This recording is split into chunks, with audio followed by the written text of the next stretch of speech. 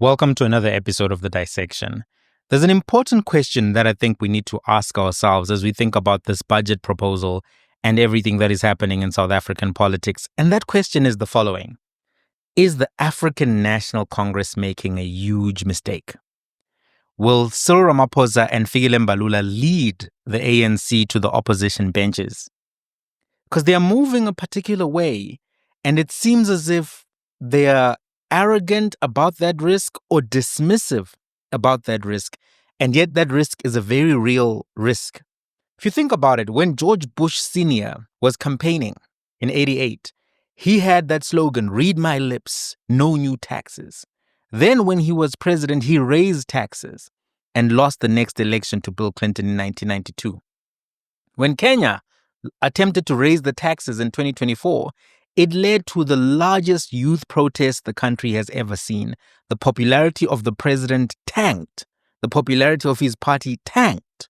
And if there had been an election in that year, they surely would have lost that particular election.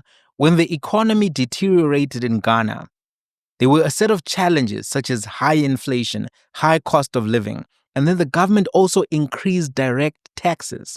And the NPP lost the election. Remember last year, former President John Mahama won the 2024 presidential election. He secured 56.55% of the vote after having lost the previous election. His main opponent, President Mahamudu, the Vice President Mahamudu Bawumia of the New Patriotic Party, only received 41%.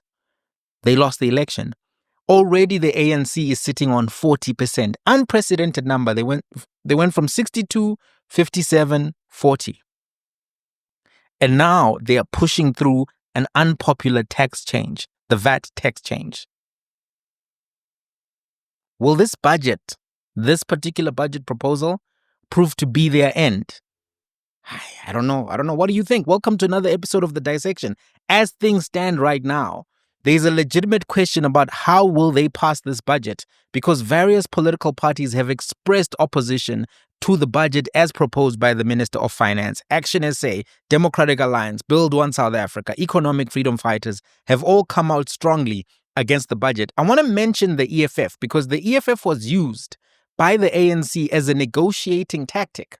They went to the Democratic Alliance and said, listen, we're not John Steenhuisen. If you don't accept this budget and the VAT increase, we are going to go to the EFF and they are going to pass the budget with us. You don't want that, do you? And they were trying to use a boogeyman approach as a negotiation. But the EFF has said they're not going to accept this budget. They immediately rejected the VAT increase. What their statement yesterday said was the following. The Economic Freedom Fighters firmly rejects with contempt the right-wing neoliberal 2025 budget tabled by the Minister of Finance in the National Assembly. The shameful budget finally tabled after an embarrassing inability to do so last month due to internal GNU squabbles is the final nail in the coffin of the economic struggles facing the poor and working class, while there are all sorts of promises for the parasitic capitalist establishment. The National Treasury has repurposed South Africa's fiscal policy to revive high levels of profitability for multinational corporations at the expense of the country's much-needed economic growth and development. This is done without a guiding framework, besides the announcement that the government has adopted a medium-term development framework, which has not even been circulated to the public. Yet the public is expected to engage with the budget tabled by the finance minister. If anything, the National Treasury is just continuing with its misguided operation to decapitate the strategic state-owned companies. That's the statement of a party that's not coming to the party. They're not coming to the party, right? And it doesn't look as if a lot of people are coming to this party. This is turning into one of those parties where it's just a bunch of men, drinking and telling each other about being a bro and all of these type of things, but not necessarily with, the attraction, the main attraction of any party where a bunch of single gentlemen would have gone to. It's definitely not looking as if the EFF is coming to the party. That's the long and short of what I was trying to say there. So, Fikile Mbalula and Enoch Godongwana, post the budget announcement, have tried to make this descent to the budget about race. They're focusing on the Democratic Alliance and talking about how the Democratic Alliance is using this budget as a negotiating tactic. Here's an example of what they are saying. This is what Fikile Mbalula himself had to say today about the Democratic Alliance and their position. Deterred by those who wish to see South Africa return to the quote-unquote good old days of apartheid economic privilege. We remain committed to the people's aspirations, and we will continue working towards a South Africa that is inclusive, just, and economically transformed. As expected, the DA has once again revealed its anti-transformation agenda by opposing the progressive budget proposal. Their opposition is not based on concerns for fiscal responsibility, but is instead a desperate attempt to undermine transformation, protect white monopoly capital, and roll back the democratic gains made over the past 3 decades. The DA seeks to use the budget process as leverage to renegotiate its role within the GLU, not because it has interests of the people at heart, but because it is determined to advance an agenda that prioritizes privilege over progress. It is disingenuous for anyone to project themselves as poor in terms of their disposition, when in fact they are not. The DA's demands expose their true intentions. They want labor laws to be scrapped so that employers can fire workers at will. They want black economic empowerment policies to be abandoned. They want to weaken institutions that have been established to reverse economic exclusion. These are the same policies that entrenched inequality and racial capitalism in the past, and the ANC will never allow such a regression. Their opposition to the VAT increase is not about protecting the poor. It is about ensuring that economic policies serve corporate interests at the expense of working class South Africans. In their desperation, they seek to create an Israeli Gaza type situation using the Western Cape as their political salvo, a scenario in which African and colored people of the province will be treated as subhuman in the land of their birth. Well, what do you think about what Fikile Mbalula is saying there? I want to talk about it a little bit, but before I do, I want to talk about the Book Lab. The Book Lab is our membership-only initiative where we're going to be doing deep dives into books. So I've been thinking about when's the best day to launch the first one, and I think Saturday, weekends. Weekends are for readers. They're not just for lovers, they're for readers. So I think we're going to be doing the Book Lab drops on Saturdays in the morning, first thing in the morning on Saturday. Just this week, I've been trying to edit the book video, get it ready, get it right. And I was just bumping into all of this tax stuff and all of this stuff, which delayed it. But it's ready. Let's drop it Saturday morning. If you haven't joined the Book Lab, what we're doing in the Book Lab is we're dissecting these books. And the first book that we're going to start with is this one right here by T.J. Stridham, which is about Capitec. This book matters because Michel Leroux, the founder of Capitec, or one of the big names in Capitec, has played a big role in South African politics. He sponsored the DA, donated to the DA over 100 million rands. He donates to the Institute of Race Relations. He donates to the Freedom Trust. He's a big political player. And as you know, Capitec is the bank right now, which is predominantly serving black South Africans. So is there a clash in him donating to the Democratic Alliance, Institute of Race Relations, and Freedom Under Law, and organizations like that, which sometimes oppose affirmative action policies? It's useful to look at this book. And because we're doing synoptic reading, we're not going to just look at one book. We're going to look at 2 books.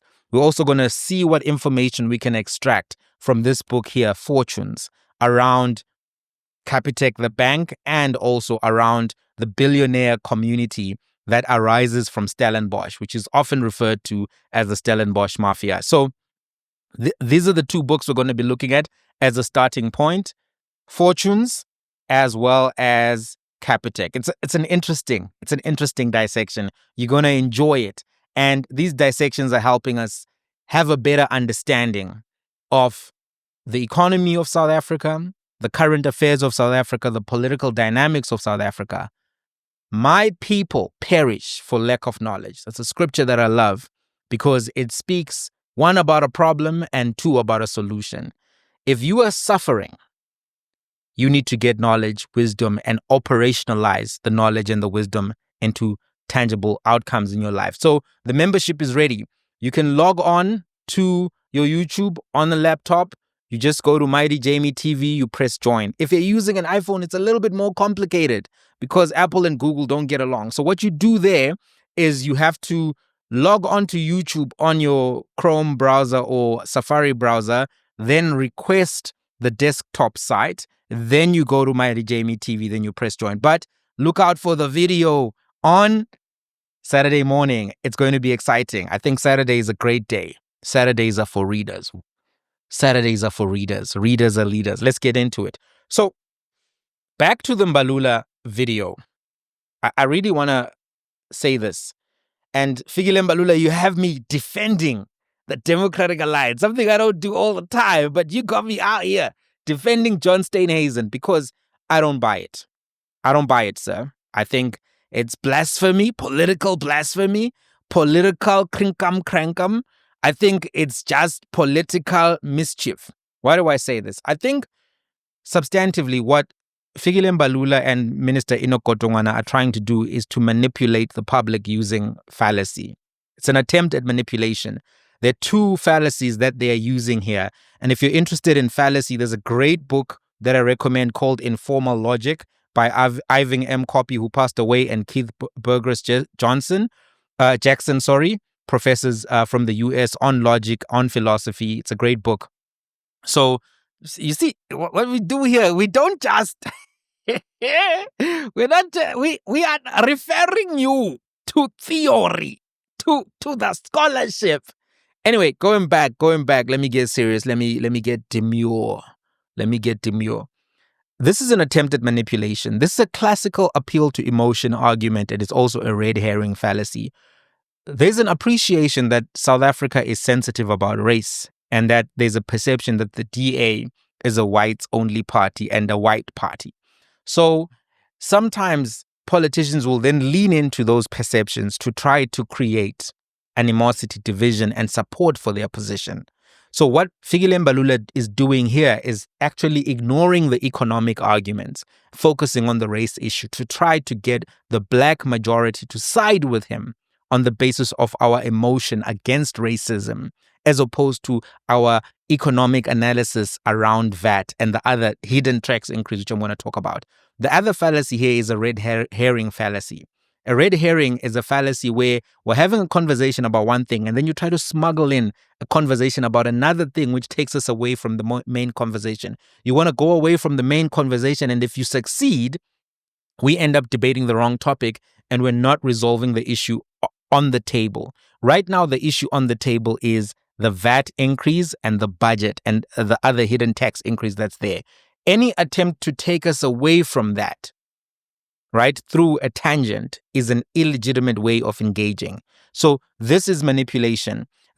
Further, it's important to recognize that there are many valid economic reasons to oppose a VAT increase right now. I can't believe that we're at the point where the ANC is trying to tax the poor and the DA is trying to protect the poor. They're the ones supposed to be on the progressive left, and the DA is supposed to be right of center.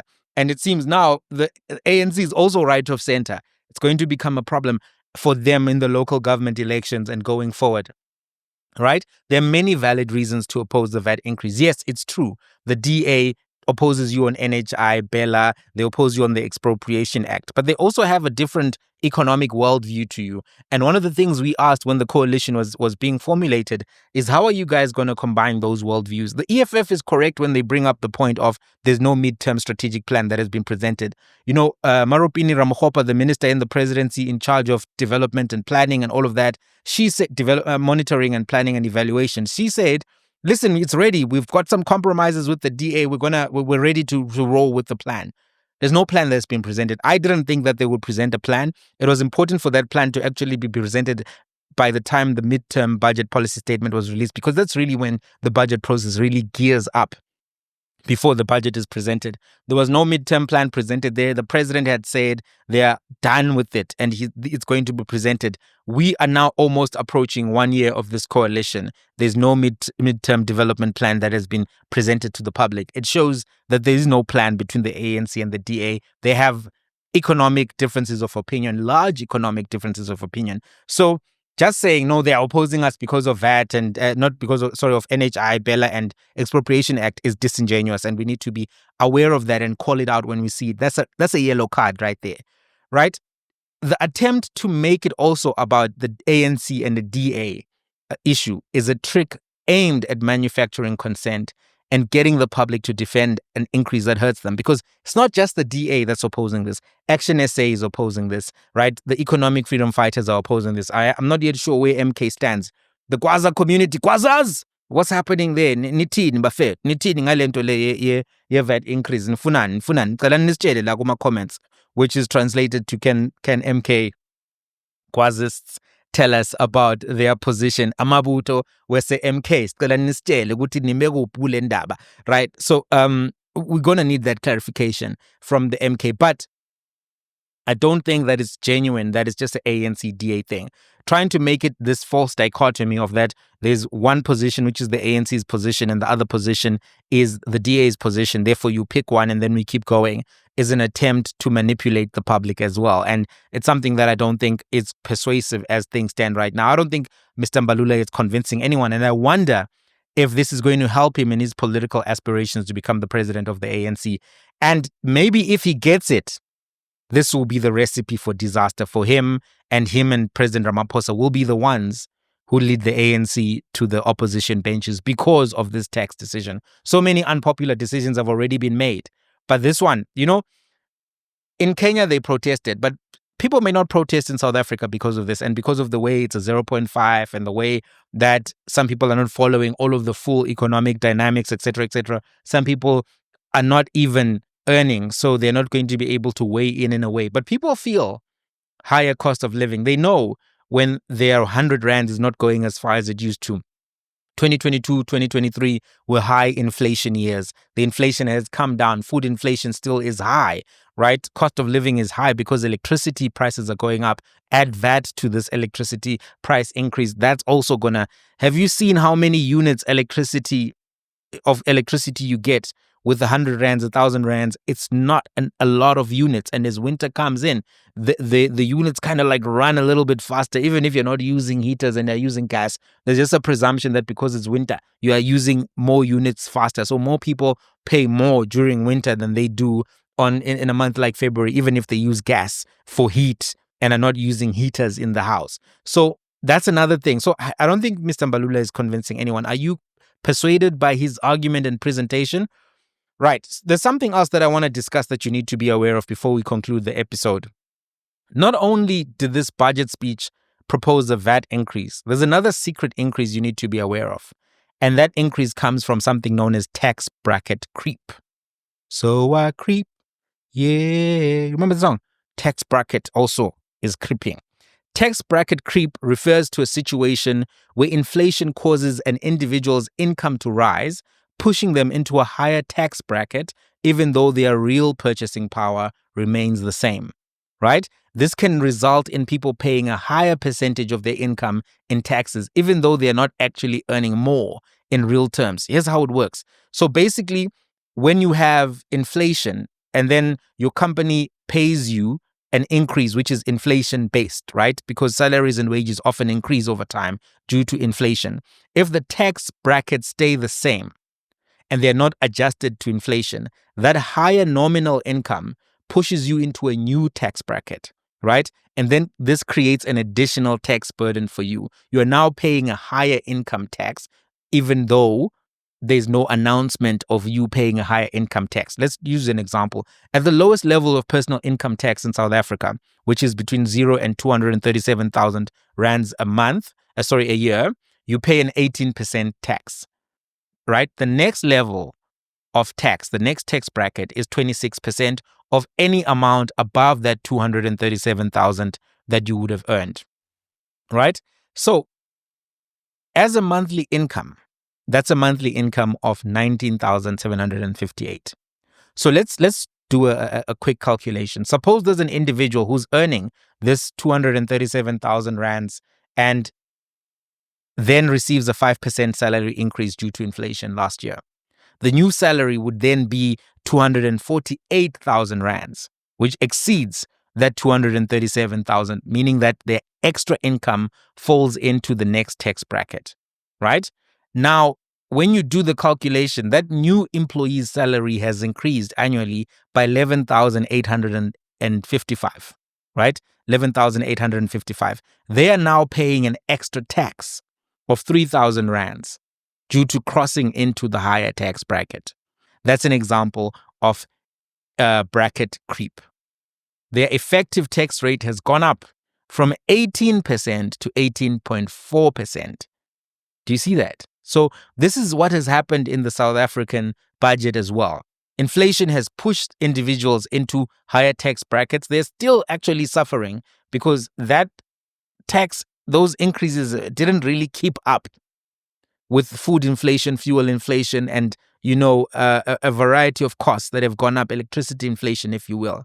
So people are already, in terms of real terms, their money is going much less. It's going a shorter distance than it used to 10 years ago. The 100 rands of 2025 is not the 100 rands of 2015, basically. So what usually happens is that you index tax brackets to inflation. Many countries adjust their tax brackets annually based on inflation rates, right? The USA uses the Consumer Price Index, for example. South Africa has made those adjustments before, but not last year, not this year. So it means a lot of people who are just approaching that line there of the tax bracket change are now going to be paying more taxes per year. And that's the other increase. So it's VAT and it's also this tax bracket creep increase. Some creepy stuff is going on here. I don't think this is going to help the ANC. I really don't think so. I think they are treading in dangerous waters, and I think it's going to chow them. I really do. What do you guys think? Look out for the book report, the book dissection in the book lab. It's coming up, Stalking Giants, and because we're doing synoptic reading, Fortunes. I think this is also going to give you a chance to get these books, right? If you are one of those people who's going to get them. Listen, I'm going to discuss them enough that you can have an idea what they're about. Maybe you're waiting to buy them or whatever the case may be. So look out for that. Knowledge is power. We are powerless right now in Africa. We're being taken advantage of by Elon Musk, Donald Trump, Rupert. A whole bunch of people are taking advantage of our weaknesses. And if we don't fix our mentality and our education system, we don't have a chance. We don't have a chance without knowledge. Knowledge is power. So even here on YouTube, it's not just going to be discussions about DJs and this and that. Let's improve our knowledge level so that we can improve the accountability level of politicians, of CEOs, of people who are in positions of power all around this continent so that we can do better. The African Union is failing. SADC is a joke. The whole thing is a farce at our expense. So we need to do better. And once we think better, we do better. Mentality, then elementality. Till the next one.